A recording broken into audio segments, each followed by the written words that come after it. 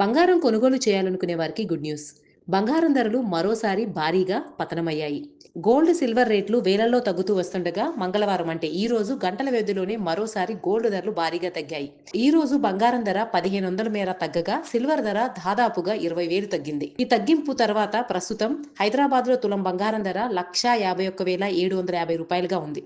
సోమవారం ఈ ధర 1,53,170 రూపాయల వద్ద స్థిరపడింది. నిన్నటితో పోలిస్తే నేడు దాదాపుగా 1,420 రూపాయలు తగ్గింది.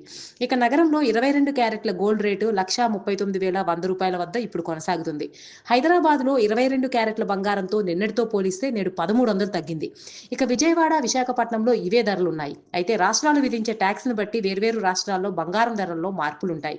ఇక వెండి ధరల విషయానికొస్తే ఢిల్లీలో కేజీ వెండి ధర 2,80,000గా ఉంది. నిన్న ఈ ధర 3,00,000గా ఉంది. నిన్నటితో పోలిస్తే మంగళవారం కేజీ వెండిపై 20,000 తగ్గింది.